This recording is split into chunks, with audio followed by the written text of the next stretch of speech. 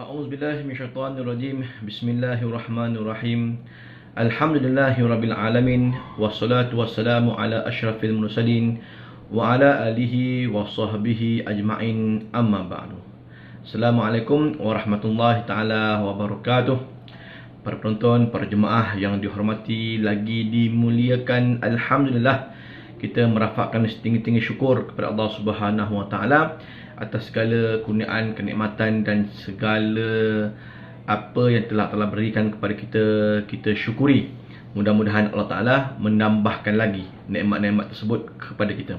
Baik, kesempatan yang lalu kita telah membicarakan berkaitan dengan hari yang pertama atau sampai di kota Mekah Al-Mukarramah, iaitulah hari pertama sampai hari itu buat umrah kan, buat umrah.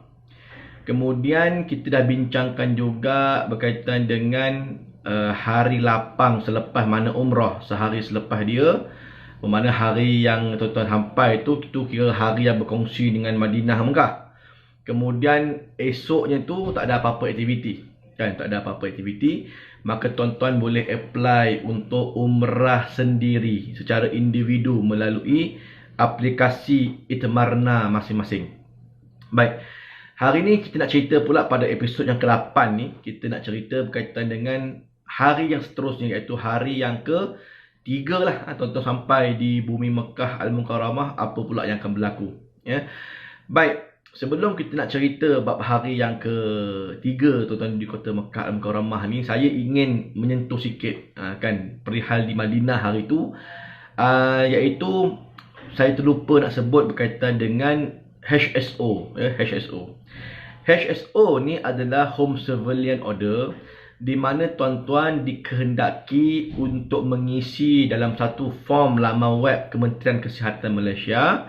Biasanya kita akan bagilah link apa semua awal, bersama dengan mutawif sama-sama akan isi ya. Masing-masing akan buka handphone, kita akan bagi link. Yang mana yang tak tahu, mutawif bantulah, tapi yang mana muda-muda apa semua tu dia boleh isi sendiri ya. Home Surveillance Order ni, HSO ni, berfungsi untuk tuan-tuan bila balik besok ke tanah air setelah selesai ibadah umrah ataupun mana-mana tuan-tuan pergi luar negara, bila balik Malaysia, tuan-tuan kena menjalani kuarantin ya, kuarantin 7 hari ya. Sebelum ni 14 hari, tetapi dah dikurangkan oleh pihak kerajaan kepada 7 hari. Alhamdulillah, syukur kan. Harap masa depan lagi ni kurangkan lagi lah kuarantin tu kan, 3 hari ke 2 hari pun okey lah kan. Sebab kenapa? Sebab kita akan balik ke Malaysia, kita akan buat PCR dekat Saudi sekali, dekat KLA pun 1 kali lagi nanti PCR. Nak potong gelang ping pula nanti 2 hari sebelum potong gelang ping, 7 hari kuarantin. Hari yang ke-5 kuarantin nak kena PCR lagi, nak mengesahkan sebelum kita kerat gelang ping. Bagi saya lah ni kan, bagi saya beri saranan kepada mungkin ada pihak kerajaan yang sedang menyaksikan video saya ni. Kita kalau dah memang tak ada apa masalah daripada Saudi lagi, kita dah memang disahkan negatif, bila balik Malaysia tak perlu kuarantin pun kan, sebab kita dah buat pengesahan apa semua. Dan macam contoh kita lah, daripada Malaysia masuk ke Saudi, mana ada kuarantin. Sebab apa? Sebab 72 jam sebelum kita terbang ataupun sebelum kita masuk ke bumi Saudi, kita dah di PCR kan.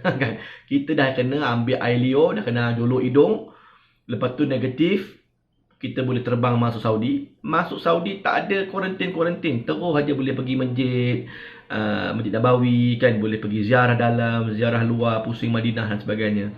Tapi kenapa bila balik Malaysia terlalu rigid sangat nak kena kuarantin yang begitu lama sekali. Jadi harap masa depan boleh dikaji lah. Okay? Baik, kepada ni belum berlaku lah. Ini saya cerita dalam video ni kuarantin 7 hari masih berkuat kuasa. Okay? Jadi tuan-tuan kena isi HSO ni, Home Surveillance Order, untuk memohon kuarantin 7 hari ni di rumah. Bagi mereka yang tak mengisi, maka sudah pasti tuan-tuan akan dikuarantinkan di pusat kuarantin oleh pihak kerajaan ataupun di hotel lah. Yang kalau sekiranya tuan-tuan tak nak bersesak di MapApps apa semua, nak selesa, kena kuarantin di hotel. Ada pengawasan KKM, nanti dia akan tentukan di mana hotel yang apa semua. Tapi yang itu bayar sendiri ya, bukan Andalusia bayarkan, bukan kerajaan tanggung pun. Ya, itu kena bayar sendiri, 1 hari 150, 7 hari 7 kali 150 lah. Kan itulah new jumlahnya, tuan-tuan kena kuarantin. Apa pun tak boleh nak buat di hotel dan sebagainya. Sekurang-kurangnya kalau tuan-tuan isi borang HSO ni dan di approve oleh pihak KKM, tuan-tuan hanya kuarantin di rumah. Di rumah macam-macam benda lah kita boleh urus kan. Kita boleh geledah beg kita boleh kemas lah baju lah, apalah semua. Semata-mata semangga-mangga nak menghabiskan 7 hari aja kan. Setakat nak pusing dalam taman tu okey lagi kot kan. Tapi kalau nak keluar apa semua tu takut nanti tak boleh pula sebab kita masih lagi home quarantine. Dalam taman mungkin lah, tak ada masalah. Tapi kalau nak keluar jalan-jalan apa semua, sebab kita pakai gelang pink kan, nanti orang nampak pula, kena report pula kepada polis. Jadi cerita dia, kita nak minta kalau boleh kebenaran untuk dikuarantin di rumah. Macam-macam benda kita boleh buat kat rumah ni. Okay, baik. Untuk memohon HSO ni mesti dalam tempoh 7 ke 10 hari. Bermakna tuan-tuan bila sampai saja, kita pergi umrah 12 hari, okey, 12 hari. Tuan-tuan sampai hari pertama daripada Malaysia masuk ke airport Jeddah, daripada Jeddah menuju ke Madinah Al-Munawwarah hari yang pertama. Kemudian 12 hari ya, ada baki 12 hari, 10 dan 2. Kemudian hari pertama sampai terbang dan juga sampai di bumi Jeddah ke Madinah Al-Munawwarah. Esoknya kita ada ziarah dalam Andalusia. Okay, saya dah buatlah videonya pada episod yang kedua, nanti boleh tengok. Kemudian hari yang ketiga kita ada ziarah luar Andalusia. Jadi antara ziarah dalam ni ataupun ziarah luar dah boleh isi dah. Dah boleh isi dah untuk HSO ni. Link ni nanti akan diberi oleh Mutawif. Cuma apa yang tuan-tuan perlu sediakan dahulu sebelum nak mengisi HSO ni, ya, iaitu yang pertama sekali, tuan-tuan kena ada kad pengenalan. IC kena bawa, ya, IC kena bawa. Mungkin dulu fatra sebelum Covid memang kita pesan kat jemaah, IC tak ada guna pun dekat Mekah Madinah ni. Kan IC hanya digunakan dalam ruang lingkup Malaysia sahaja. Dan yang paling mustahak di Mekah hanya gunakan pasport. Tetapi dalam fatrah pasca Covid punya umrah, untuk mengisi HSO, IC diperlukan. Yang kedua, dokumen yang kedua adalah pasport tuan-tuan. Itu memang tuan-tuan dah pegang sendiri. Yang ketiga adalah QR code. Kan, QR code dalam MySejahtera untuk vaksinasi. Kan, kalau 2 dos lah. Kalau 3 dos lah. Dia nak yang QR code. QR code. Bermakna kalau tuan-tuan ada handphone yang lain, buka MySejahtera kat situ. Kemudian dah buka MySejahtera, biasanya kat hotel ada internet ataupun tuan-tuan dah beli SIM card kan, dah beli SIM card apa semua. So boleh buat hotspot aja, okay? Jadi boleh buka tuan-tuan punya MySejahtera. Kemudian di sini close, pergi ke profile, ya. Di sini ada yang kuning ni, ya, yang kuning 2 ni. Dia nak yang ni generate, kemudian okey, download. Buka kat situ.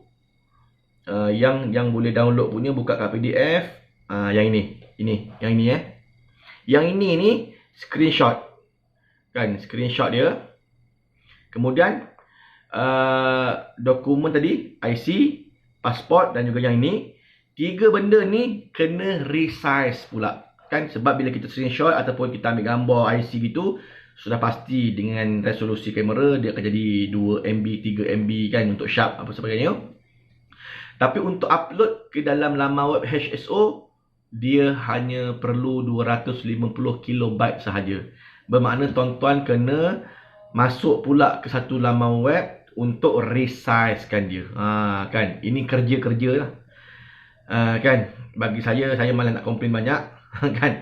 Tapi kalau ada lah wakil kerajaan nak buat apa, nak resize, buat je lah, tak kisahlah berapa MB pun. Janji boleh di-upload kan, senang kan. Kita memudahkan kerja orang kan. Itu cerita dia, ya. Tapi tak apalah kan, dah itu kehendak kerajaan, kita ikut jugalah kan. Iaitu satu laman web www.easy-resize.com/en/ itu laman web tu, nanti akan diberi oleh Mutawif lah. Ni saya saja tunjukkan tuan-tuan. Masuk laman web resize ni, Kemudian tuan-tuan kena upload pula gambar yang 3 tadi tu. Dah ambil gambar IC, ambil gambar muka depan pasport, ambil screenshot tuan-tuan punya sijil vaksinasi, upload ke sini kan. Letak kat sini siap-siap 250 KB, bermakna tak kisahlah maksimum berapa pun, nanti boleh uploadkan dia. Dah upload semua, dah resizekan ke 250 KB, 249 KB. Download pula yang dah resize tu dan simpan dalam memori, ya. Kan? Jadi Haji Hajah boleh faham tak ni? Kan? Kalau tak berapa nak faham, insya-Allah nanti Mutawif bantulah kan. Pening kepala. Dengar pun dah pening, belum buat lagi. Kan? Dengar nak kena upload, nak kena download, nak kena resize. Berat kan. Jadi tak payah pening-pening, insya-Allah Mutawif Andalusia sedia membantu. Ya, tak ada masalah. Okey. Ataupun kepada tuan-tuan yang dah dengar video saya ni, standby siap-siap kan. Di Malaysia lagi, sebelum pergi lagi ni, standby siap-siap dokumen tu. Bukan siap-siap isi HSO, tak boleh. Siap-siapkan dokumen tu, simpan dalam file, dalam handphone lah kan. Dah resize apa semua, nanti beritahu anak, tolong anak buat dulu. Ni sebelum terbang, lagi sebelum nak terbang dah buat awal-awal dah. Sebab dah dengar video saya ni, dah ada ilmu kan, jadi boleh buat awal-awal. Dalam borang tu juga, sebelum tuan-tuan nak upload semua tu, dia akan minta nama tuan-tuan, nama penuh, lepas tu terbangnya bila, semua tu ada maklumat kan dalam kertas yang kita bagilah kan. Ada akan bagi kertas, ada satu video dah sebelum tuan-tuan terbang itu. Dalam kertas tu semua ada maklumatnya kan, terbang bila, kemudian tuan-tuan ada tiket kapal terbangan, kapal terbang besok nak balik pula, berapa nombor siri kapal terbang, sampai bila, jam berapa, masuk pintu mana, KLIA lah kan. Kemudian tuan-tuan kena upload tadi gambar-gambar tadi, 3 dokumen tadi. Kemudian tuan-tuan kena isikan pula maklumat yang paling mustahak adalah maklumat berkaitan dengan rumah dan juga tempat tinggal. Ini yang memang begitu mencabar sekali, kerana keputusan untuk approve tuan-tuan punya home quarantine bergantung kepada jawapan tuan-tuan masa mengisi HSO ni. Khususnya yang melibatkan nama, melibatkan section D, bahagian D ni, home quarantine address ni. Dia akan minta tuan-tuan punya alamat penuh rumah, postcode. Ni rumah kat mana yang tuan-tuan nak di quarantine kan. Kan tuan-tuan mohon nak mana quarantine. Jadi kena isi. Dia akan tanya kat situ berapa jumlah ahli rumah, tidak termasuk tuan-tuan lah kan. Kemudian berapa banyak bilik yang ada. Kemudian berapa ramai yang atas 60 tahun yang tinggal kat rumah tuan-tuan. Berapa banyak bilik air dekat rumah. Berapa banyak budak-budak bawah 12 tahun. Ada tak orang yang kronik sakit kan. Berapa ramai yang pregnant kat rumah tu kan. Secara logiknya tuan-tuan pun boleh fikir lah. Tuan-tuan boleh fikir kan. Kalau tuan-tuan isi ramai kat atas ni, kemudian bilik, contohnya tuan-tuan isi dalam rumah saya ada 8 orang, bilik ada 3. Lepas tu penyakit kronik ada seorang. Harapan tipis lah nak di kuarantin kat rumah. Memang tak boleh lah kan. Dia kena isi yang tuan-tuan fikir tu pun logik kan. Maksudnya kat rumah ada 2 orang, bilik ada 4, bilik air ada 4. Yang bilik air yang bersambung dalam bilik tidur pun ada 4-4 gitu kan, ataupun 2-3 kan. Kemudian orang tua atas 60 mungkin ada seorang, yang sakit kronik tak ada, budak-budak tak ada, gitu. Itu jawapan insya-Allah KKM suka dengar tu. Kan. Tapi kalau penyakit kronik pun ada 2 orang, jantung seorang, sakit bawah pinggang seorang, budak-budak pun ada 4-5 orang anak-anak. Lepas tu ada bilik air yang bersambung dengan bilik tidur pun tak ada. Jadi itu isi pun dah tahu dah jawapan, nanti memang tak boleh kuarantin kat rumah lah kan. Sebab dia nak tengok supaya tuan-tuan kena kuarantin, dia nak tengok, KKM nak tengok tak ada orang tua yang boleh kita jangkiti mereka. Tak ada budak-budak yang kita boleh jangkiti mereka sebab dia orang tak ambil vaksin kan. Budak-budak tak ambil vaksin lagi. Tak ada orang sakit kronik yang kita boleh jangkiti mereka. Kan. Lepas tu bilik tidur tuan-tuan dengan bilik air ada dalam. Jadi senang tuan nak pergi bilik air untuk kuarantin, tak ada merayap-rayap keluar kan. Merayap juga tapi dalam rumah. Tapi cerita dia bilik tu nak kena ada bilik air dalam tu. Gitu. Jadi pandai-pandai lah tuan-tuan isi. Kan. Pandai-pandai lah isi jawapan yang munasabah kan. Jawapan yang munasabah. Ya. Baik. Di sini juga tuan-tuan bukan setakat satu form ni. Kalau sekiranya alamat tu sama untuk tuan-tuan suami isteri, katalah pergi umrah ni berdua, suami dan isteri, kat sini boleh isi sampai 10 traveller. Bermakna traveller 1 suami, isi bawah terus. Traveller 2 isteri. Nanti upload jugalah dokumen dia. Kan dokumen tuan atas, dokumen isteri bawah. Katalah pergi umrah dengan berempat pula. Suami, isteri, mak, ayah. Mak nanti traveller 3, bapa traveller 4, sebab semuanya dikuarantin pada alamat yang sama. Tapi kalau alamat beza, nanti mak ayah balik ke Rantut Pahang, tuan-tuan akan kuarantin dekat Bangi contohnya. Jadi kena buat dua beza lah kan. Tuan dengan isteri satu form, nanti dah siap semua, ibu ayah satu form lagi. Okey, baik. Kat sini lagi apa lagi dia minta? Dia akan minta email. Nantilah kat atas tu dia akan minta email dan sebagainya. Sebab apa perlu email? Sebab email ini dia akan hantar melalui email untuk submit melalui email. Di sinilah submit melalui Google Form ni, ada form dia. Cuma jawapan tu nanti dia akan bagi melalui email kan. Jadi kena ada email. Kalau tak ada email tuan-tuan, boleh tumpang email Mutawib. Boleh kan. Saya sini pun dah buat. Ramai jemaah tumpang email saya je. Jadi jawapan tu satu kali dapat. Jadi saya boleh rujuk lah. Saya akan maklumkan kepada jemaah lah. Haji, Alhamdulillah diluluskan untuk home quarantine.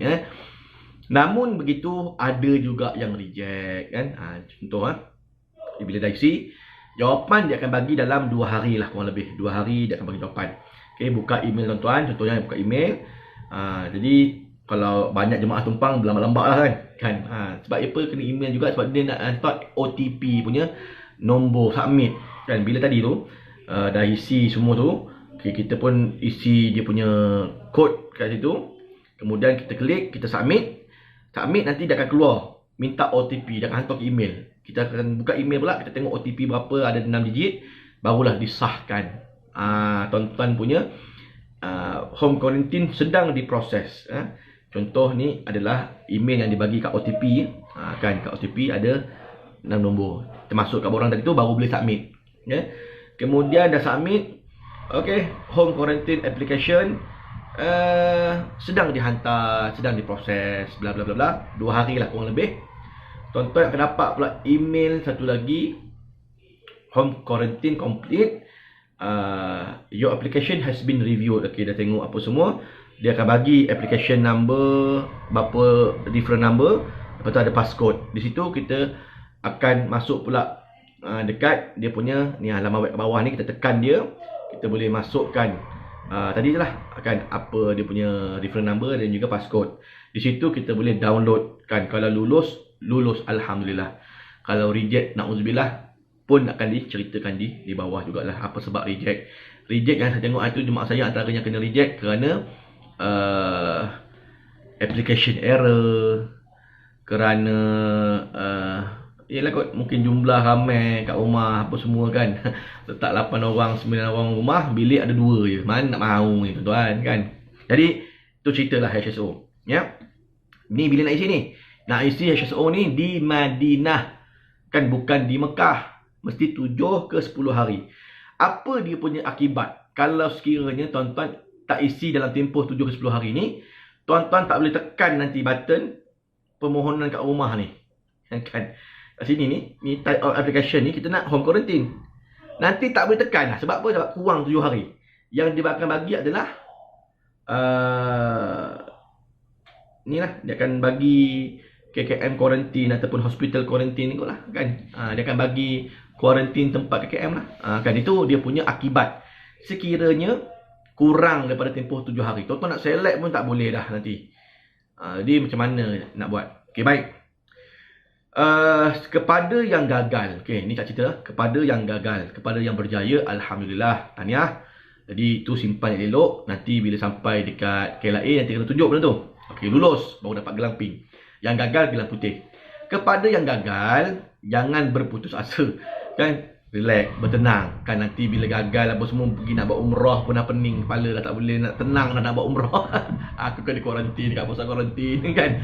Dah tak ada ketenangan nak buat umrah dah kan. Sabar, bertenang kan. Untuk yang gagal, nak cerita ni, kepada yang gagal, bila sampai KLIA besok, yalah kita akan melalui fatrah. Nanti saya akan cerita pula apa yang akan berlaku step by step. Tapi sampai ajalah dekat meja KKM tu nanti,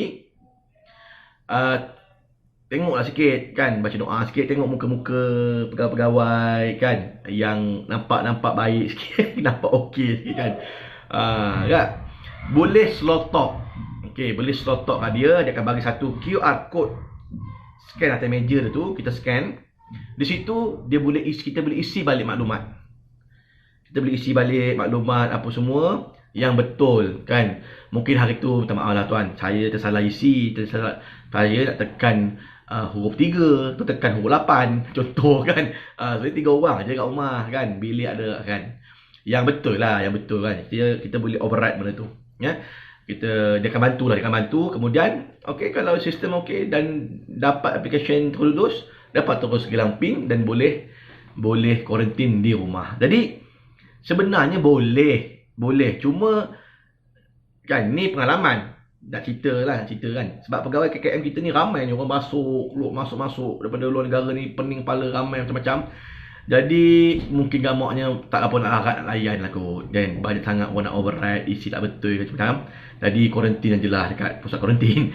Tapi kita ni banyak keperluan. Kita ada anak-anak apa semua kat rumah. Kita ada macam benda-benda yang nak kena buat, urusan kerja dan sebagainya.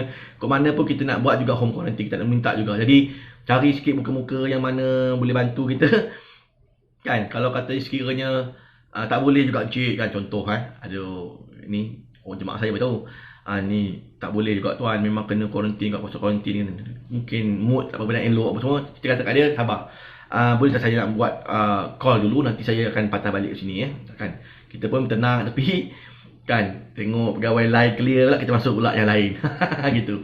Sebab pegawai KKL ni pun orang manusia kan. Kadang-kadang tengah uzur ke, tengah bergaduh laki bini ke kan, dia malas nak pening cerita. Jadi boleh buat Jadi insya-Allah benda dunia ni tuan-tuan boleh buat lah ya. Boleh buat permohonan insya-Allah sehingga dapatlah permohonan HSO tu, tetapi dengan betul kan. Kenapa tuan-tuan? Kerana katalah kita isi tak betul, kita buat penipuan apa semua, pegawai KKM dia boleh datang ke rumah, dia boleh check kan betul ke orang ni duduk kat rumah ni, alamat ni kan. Dia buat spot check mengejut nanti. Kalau betul lah kita kata tak betul, katalah betul kita cerita tak betul kan, rupanya rumah memang ada 2 bilik je kan, orang memang sampai macam sardin kat rumah tu, datang nanti tuan-tuan juga yang kena saman kan. Nanti kena 5,000 apa semua kan, marah KKM juga kan. Jadi kena isi dengan jujur lah kan, kena isi jujur. Cuma part nak kuarantin tu carilah rumah-rumah yang tenang kan, yang tak apa ramai dan sebagainya, rumah kampung ke yang tak ada orang, duduk seorang-seorang. Itu mungkin lah kan, di pada tuan-tuan lah. Ya. Baik. Itu cerita berkaitan dengan HSO. Patut saya cerita HSO ni masa episod yang ketiga ataupun yang kedua di Madinah itu. Jadi saya pun terlepas pandang pasal HSO. Jadi saya isi pada episod yang ke-8 ni lah. Okey, baik. Kemudian kita nak cerita juga berkaitan dengan hari yang ke-8, iaitu hari yang ke-8 apa yang akan berlaku tuan-tuan, iaitu pada hari yang ke-8 tapi hari yang ketiga tuan-tuan berada di bumi Mekah Al-Mukarramah. Okey. Hari pertama kita sampai, lepas tu berkongsi hari dengan malam yang kita buat umrah. Katalah pukul 12 pagi, 12.30 malam sampai 3 pagi baru selesai umrah. Kemudian hari tersebut dah masuk hari yang kedua dan tak ada apa-apa aktiviti apa semua, ada lusia bagi rehat. Jemaah boleh rehat, siapa nak buat umrah, siapa yang rajin boleh apply di Itmarna untuk umrah sendiri. Itmarna ni patutnya dia kena pakai SIM card Saudi baru boleh buka. Tapi saya cuba jugalah. Ni SIM card Malaysia ni. Saya tengok berfungsi. Masih lagi berfungsi, cuma tak boleh nak booking slot lah kot, sebab kita pakai handphone Malaysia. Jadi ini dah bendanya, Itmarna ya. Tuan-tuan boleh apply umrah, tekan situ, accept, nama tuan-tuan, klik, continue kan. Wah, tu banyak date. Kan banyak date apa semua, boleh mohon contohnya 20 hari bulan, boleh mohon jam apa nak buat umrah kan, klik kat situ contohnya. Okey, ambil kudai parking Kudai tu maksudnya di bawah menara jam tu ada parking bus.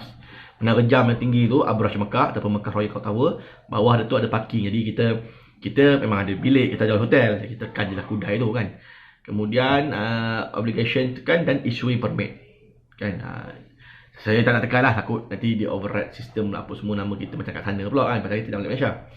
Okay, jadi ini bendanya yang berlaku ya. Jadi tuan-tuan boleh apply umrah sendiri pada hari kedua dan sebagainya. Untuk hari yang ketiga Andalusia ada ziarah luar Andalusia ataupun ziarah luar kota Mekah Al-Mukarramah. Dalam ziarah luar untuk Andalusia, tuan-tuan, kita akan maklumkan malam sebelum tu lah kan, esok pagi kita ada ziarah luar kota Mekah melalui WhatsApp group.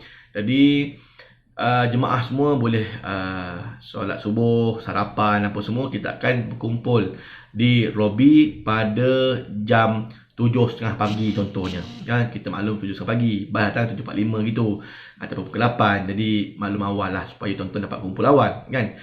Jadi perlu tak pakai ihram ataupun bawakan ihram dalam beg dan sebagainya. Itu bergantung keadaan, Jika sekiranya permit secara grup Iktamarna Business yang pada hari pertama tu Andalusia apply lagi sekali dan dapat pada hari ketiga tuan-tuan nak pergi ziarah ni, kalau sekiranya dapat lah, katalah tuan-tuan pergi ziarah pagi, dapat permit pukul 3 petang sampai pukul 6 petang contohnya. Bermakna dah boleh niat umrah di miqat sepadan tanah halal di Ja'ranah nanti yang kita akan pergi masjid dia. Andai kata tak ada, tak dapat lah. Kan belum dapat lagi permit untuk umrah grup yang nombor 2 ni, mungkin esoknya pula, maka ziarah nombor hari yang ketiga ni akan jadi ziarah biasa sahaja. Tuan-tuan hanya pergi melawat, pergi Arafah apa semua ni, dan pergi apa sembahyang sunat aja. Jadi bukannya pakai ihram, bukannya niat umrah dan sebagainya. Ya. Okey, kita cerita andai kata tak dapat lah. Andai kata tak dapat, maka tuan-tuan bila pagi tu naik bas dalam 7.30, 7.45 naik bas apa semua, kita pakai baju biasa je lah, baju biasa je. Tuan-tuan pun naik bas menuju ke yang pertama sekali akan dibawa pergi melihat Jabal Thur. Kan Jabal Thur. Jabal Thur terkenal dengan sejarahnya Nabi bersembunyi dengan Abu Bakar As-Siddiq dalam fatrah Nabi menuju hijrah ke kota Madinah Al-Munawwarah. Kan Nabi dia tak terus daripada Mekah terus ke Madinah. Nabi dia turun bawah sikit dan kona. Kan. Jadi orang mesti fikir Muhammad lari ke apa semua, mesti dia terus pergi Madinah. Jadi orang dah sekat banyak jalan ni, dah banyak roadblock lah. Kan. Tapi Nabi turun dulu ke bawah 3 hari dan Nabi naik pula baru ke Madinah. Jadi cerita detail Mutawif akan cerita nanti dalam bahas. Sampai Jabal Thur, turun, boleh ambil gambar dan sebagainya, grup dan sebagainya. Ya. Nanti ada budak-budak Arab, Bangla ke mungkin, dia jual buku-buku gambar-gambar kan, 10 rial gambar Mekah, 10 rial Madinah. Tu Jabal Thur tu dia gambar dia tunjuk gitu kan, Jabal Thur ni hala Jabal Thur kan. 10 rial. Dengan buku Madinah pun 10 rial. Boleh beli 20 rial. Bolehlah simpan untuk buat kenangan, ya. Ambil gambar apa semua, kemudian dah naik bas balik. Menuju pula ke Arafah lah, menuju ke Arafah. On the way ke Arafah, Mutawif akan cerita berkaitan dengan pertemuan Adam dan Hawa kan. Di situlah tempat di mana Adam dan Hawa bertemu semula di Jabal Rahmah, bukit kasih sayang, di mana di situlah mereka bertemu semula setelah mana turun daripada syurga, masing-masing terpisah, kemudian berjumpa semula di Jabal Rahmah di bumi Arafah. Di situ jugalah jemaah haji akan berniat akan berwukuf di Arafah, iaitu pada 9 Zulhijjah. Kan, kita akan nampak belakangan nanti ada Masjid Namirah, masjid yang setahun sekali aja digunakan, iaitu musim haji saja. Kemudian tuan-tuan sampai ke Arafah, tuan-tuan ada peluang untuk naik bukit Jabal Rahmah. Kita beri masa setengah jam kurang lebih, tuan-tuan boleh naik. Kan boleh naik, bergambar ke apa semua, doa ke apa semua. Doa lah apa pun nak doa, tapi bukan doa jodoh saja kan. Ni orang fikir Jabal Rahmah ni untuk doa jodoh saja. Doa jodoh, doa tambah jodoh, macam-macam kan. Yang isteri yang follow suami kat belakang tu dengar sikit apa yang suami minta kan. Ni amin kan. Balik Malaysia pasal cawangan kan. Ni apa hal awak pasal cawangan ni? Bukan awak dulu ke yang aminkan kat Jabal Rahmah kan. Kan. Gitu kan. Jadi cerita dia dengar sikit apa yang suami tu minta. Tapi banyak benda lah boleh minta, bukannya jodoh semata-mata kan. Baik, memang Jabal Rahmah ni ataupun Arafah adalah bumi di mana tempat mustajabnya doa. Jadi salah satu daripada 15 tempat yang disenangkan oleh Imam Hasan Al-Basri, antara yang mustajab doa adalah di Jabal Rahmah. Maka doalah apa pun yang tuan-tuan nak doakan. Kemudian dah 30 minit, tuan-tuan boleh naik Jabal Rahmah, tuan-tuan boleh makan aiskrim. Aiskrim jangan ditinggal, ada lori aiskrim 2-3 biji kan. Satu cup 5 rial aja. Kan, beli aiskrim apa semua tu kan, ingatlah Mutawif kan. Kan. Ini beli saja, jemput je ustaz, jemput makan. Terbelilah satu kan. Ustaz nah aiskrim. Kan. Ini macam lah kan. Dia jemput makan aja kan. Jadi beli terus kan. Tengok Ustaz Mutawi tadi tolong ambil gambar apa semua macam-macam nak arah kan. Beli satu bagi kat Ustaz. Itu baru cemerlang. Ya, okey baik. Kemudian tuan-tuan boleh bergambar beli grup, lepas tu bebas makan aiskrim, nak cari jubah. Baru saya pergi Arafah agak meriah dengan jualan-jualan macam-macam. Ada inai, jubah, ada jubah RM5, RM10, RM3, RM10, RM4, RM10 pun ada kan. Macam-macam jenis kan. Jadi tuan-tuan boleh belilah apa yang tuan-tuan nak beli ya. Tapi dalam tempoh 30 minit sahaja kan. Lepas dah habis apa semua tu, ingat bas kita di mana kita turun, di situ kita akan naik semula. Jadi tuan-tuan naiklah bas di mana tempat yang telah ditetapkan. Jadi jangan lupa ambil gambar sebab bas banyak kan. Ini jemaah Indon, jemaah Turki belum masuk lagi ni. Waktu saya buat video ni, diorang belum masuk lagi ke Mekah. Tapi besok kalau dah masuk, bersusun bas kan, sampai corner-corner belakang-belakang tu ada bas apa semua. Pastikan ambil gambar bas, ambil nombor plate dan ingat tagging bas tu, bas 1, bas 2 Andalusia dan sebagainya ya. Jangan sesat. Sebab Arafah ni rajin juga orang sesat. Jadi berhati-hati jugalah ya. Kemudian dah selesai apa semua, tuan-tuan naik bas dan menujulah ke yang kita katakan sebagai Mina, Muzdalifah, Mina dan Jamarat ya. Tuan-tuan naik bas daripada Arafah menuju ke Muzdalifah. Kat Muzdalifah tu nanti kat situlah tempat kita akan ceritakan, di situlah tempat dikutip anak batu dan sebagainya pada 9 Zulhijjah. Lepas habis wukuf apa semua tu, jemaah akan mengutip anak batu. Kemudian untuk melontar pada Jamrah Aqabah pada 10 Zulhijjah. Dia akan ceritalah. Tuan-tuan akan nampak terminal kereta api Muzdalifah belah kiri kan, ada train. Kalau tengah nak buat servis, nampak tuan-tuan train tu kan. Stesen Muzdalifah belah kiri. Kalau tuan akan masuk bawah dia sampailah ke Mina. Kat Mina tuan akan nampak kemah putih. Jadi di situlah jemaah akan melontar jamrah situ. Kemudian jemaah juga akan menginap di situ pada 10, 11, 12 dan juga 13 Jamrah Aqabah. Kemudian jemaah haji akan bertahallul awal, kemudian duduk dalam kemah. Kat sinilah Mina ni kan. Nanti akan ceritalah belah kanan tu kemah Malaysia, belakang tu ada terowong Muasim. Kat sanalah jemaah-jemaah akan berkumpul dan sebagainya. Belah kiri tu akan nampak kompleks Jamarat sekali 5 tingkat kan. Di sebelah kirinya ada Masjid Masyair. Masjid Masyair. Kemudian belah kanan ni Jamarat tu kita akan nampak hotel 5 bintang, Funduk Mina, Hotel Mina, yang untuk orang yang bayar pakej 100,000 apa semua duduk situlah ya. Dia duduk kemah, dia duduk kat hotel. Jadi akan cerita apa semua. Tuan-tuan juga akan ditunjukkan di belah kiri tu juga nanti di manakah tempat Nabi Ismail AS disembelih oleh Nabi Ibrahim AS. Ada satu monumen batu yang ditinggalkan. Kemudian selesai situ tuan-tuan, terus saja kita tak turun, kita cuma ambil gambar dalam bas apa semua. Kita terus menuju ke Masjid Ja'ranah di Ja'ranah. Daripada Mina tu nak pergi ke Ja'ranah kurang lebih dalam 15 ke 20 minit juga, agak jauh. Jadi dalam bas tu bertanya cerita-cerita apa semua berkaitan dengan Wadi Muhasir, di mana di situlah Abrahah dihancurkan oleh Allah Taala dalam peristiwa Ababil dan sebagainya. Kemudian sampai ke Masjid Ja'ranah, tuan-tuan boleh turun, masuk masjid, ambil wuduk, solat tahiyatul masjid, solat duha kan. Kemudian naiklah bas balik ya. Saya pergi hari tu tak ada jualan-jualan. Ikutkan sebelum-sebelum ni memang banyak orang jual apa semua. Tak tahulah masa depan kan. Tapi yang saya pergi baru ni bulan 11, awal bulan 11 itu tak ada jualan apa-apa pun dekat Masjid Ja'ranah, kosong aja. Orang turun semayang, ambil fadilat aja.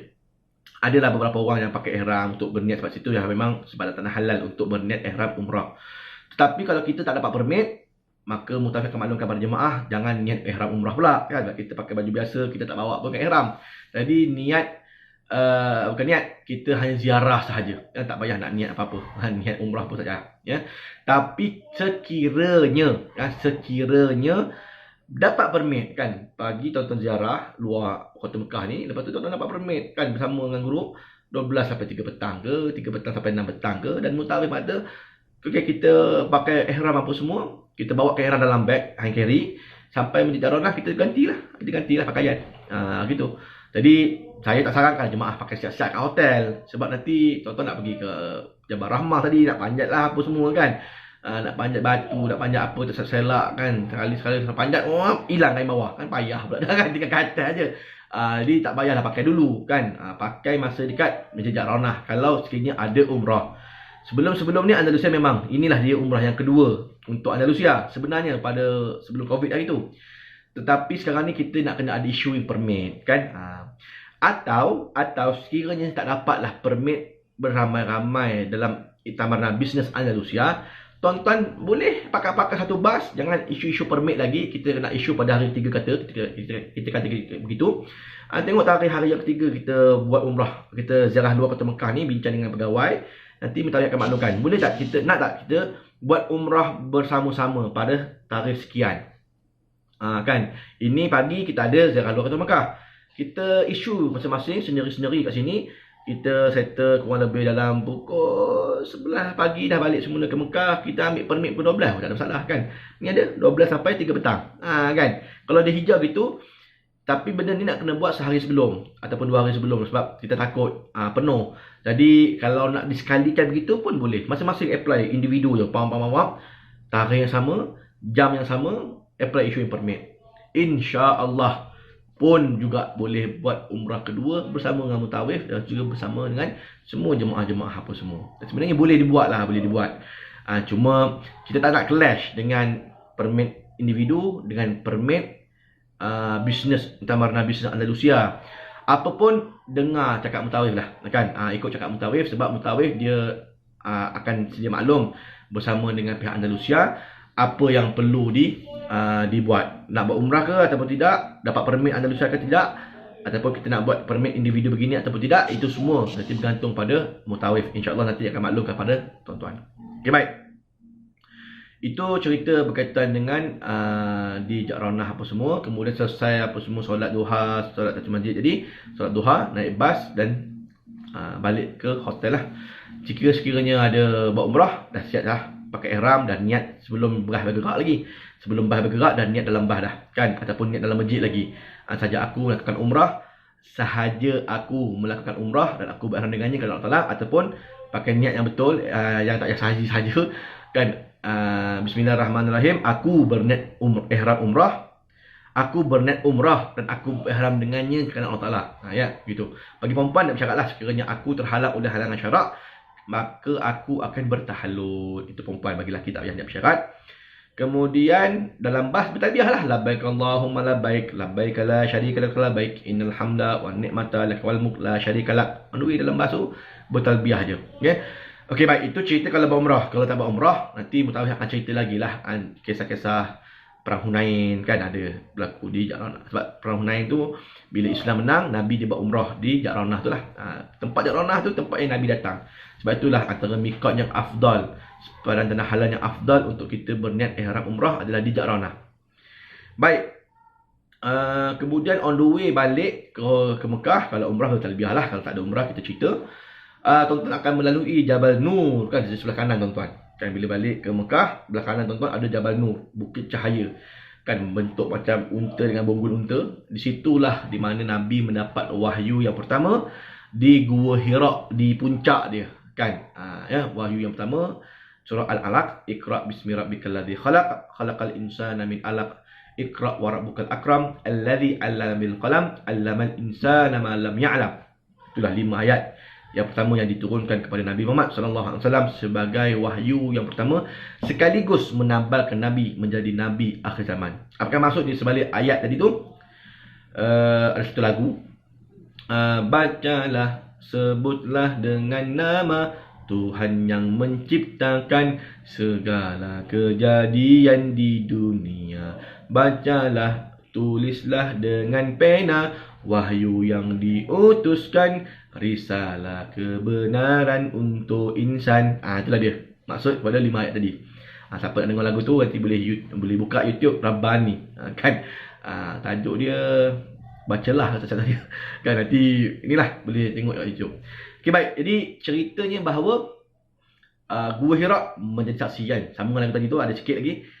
Gua Hira mengamit kisah silam, satu peristiwa Nabi bersendiri, Iqra diturunkan, Muhammad ditabalkan, tersuratlah sudah kalam dari Tuhan. Dia tu sambungan dia lah. Jadi ceritanya bahawa Gua Hira tu dia mendapat wahyu yang pertama sekaligus menjadikan Nabi sebagai Nabi akhir zaman, Nabi penutup sekali Nabi. Tidak ada lagi Nabi selepas Nabi Muhammad sallallahu alaihi wasallam. Ya. Baik. Kemudian habis lalu je Jabal Nur belah kanan, tuan akan nampak restoran nasi unta belah kiri. Ada kat Besar Haji Jabal Nur belah kiri tu. Siapa yang nak pergi makan ramai-ramai bolehlah ejah malam-malam kan. Okey. Baik, kemudian sampai ke hotel. Kalau tuan-tuan tak buat umrah sampai hotel, khalas. Selepas hari selesai. Tuan-tuan nak apply umrah sendiri, nak buat tawaf sunat aja kan. Memang apply umrah, tapi tuan-tuan pakai ihram pergi buat tawaf sunat aja. Itu terpulang pada tuan-tuan apa semua dah free and easy. Petang malam tak ada apa-apa aktiviti. Cuma tengoklah pada mutawif kalau dia rajin dia nak buat makan nasi unta ke belah malam kan, ramai-ramai program shopping ke mana-mana, ikutlah kan. Kalau tak ada maka tak ada apa-apa lah aktiviti. Kalau yang siapa yang buat umrah, kita bagi masa kurang lebih dalam 15-20 minit sampai aja bas. Simpan semua barang-barang, bag and carry apa semua tu yang mana kita bawa dari awal tadi, yang menempatkan kita punya jubah yang dah buka, kita ganti dengan ihram, jubah masuk dan carry, kita simpan masuk dalam bilik. Simpan kat bilik, kita tunggu kat lobi lepas 20 minit kemudian. Siap dengan wuduk apa semua. Tengok jam 12 punya permit, 11.45 dah boleh tunjuk kat polis saja, dah masuk bergrup. Masuk kan. Tapi ingat juga, oleh kerana dia adalah individu punya umrah, jangan nampak macam grup. Polis akan tanya ataupun pegawai Masjidil Haram akan tanya, mana muasasah? Sebab kalau issuing permit bersama dengan grup besar yang melalui Ikatan Badan Bisnes Andalusia, ada muasasah husam yang akan bersama-sama orang. Orang lelaki ni dia akan bersama-sama dengan mutawif, dengan grup masuk. Saya wakil muasasah husam, ini dia permit dia, kertas gitu, dia dah print, ni semua jemaah perak masuk. Tapi kalau yang ini isu permit individu, bila individu dia tanya tak ada program muasasah itu, dia agak takutlah dia tak bagi masuk apa semua. Padahal tak ada apa-apa pun kan, tak ada apa-apa pun sebab kita dah ada permit pun. Tapi cuma masing-masing nak tengok permit lah, buka tunjuk satu. Tapi kalau semua memang ada permit, jangan nampak sangat grup. Sebab kalau grup dia anggap macam ada muasasah yang akan uruskan. Biar masuk, okey, semua kat depan tanda, depan masuk tu, semua dah ada permit. Masuk sikit-sikit, nanti kita berkumpul dalam masjid lah, kan. Jadi jangan nampak sangat macam grup. Kan, seorang masuk, relax, seorang masuk. Sampai dalam tu nanti kita tunggu dekat bawah eskalator. Dekat eskalator, belah kanan tu ada free, ada ruang kosong, stay situ. Sampailah Ustaz Mutawif sampai, barulah kita grup jalan untuk tawaf dan juga sa'i. Jadi itulah sedikit berkaitan dengan hari yang ketiga di Tanah Suci Mekah Al-Mukarramah, iaitu ziarah luar Andalusia, ziarah luar kota Mekah. Ya. Dan tadi saya dah terangkan juga pasal HSO. HSO tu kena isi di Madinah ya. Bukan di Mekah, isi di Madinah. Dalam ruang lingkup 7 ke 10 hari sebelum balik Malaysia. Tuan-tuan balik 10 hari bulan. Jadi 10 hari bulan sampai, bermakna 1 hari bulan dah boleh isi dah. Bermakna hari yang kedua di Madinah atau hari yang ketiga di Madinah dah boleh isi ya. Baik, itu saja penerangan saya. InsyaAllah kita akan bincang lagi, kita akan terangkan lagi insyaAllah pada sesi yang akan datang. Episod yang ke-9 kita akan cerita berkaitan dengan apa pula yang akan berlaku pada hari yang keempat tuan-tuan berada di bumi Mekah Al-Mukarramah. Aku lakukan lihada wa astaghfirullahaladzim li wa lakum. Tuan-tuan yang baru saja menjumpai channel ini, jangan lupa like, share, subscribe dan tekan butang loceng untuk menyaksikan ataupun untuk alert video-video saya yang baru. Mudah-mudahan mendapat manfaat bersama insya-Allah ya. Wallahu a'lam. Assalamualaikum warahmatullahi taala wabarakatuh.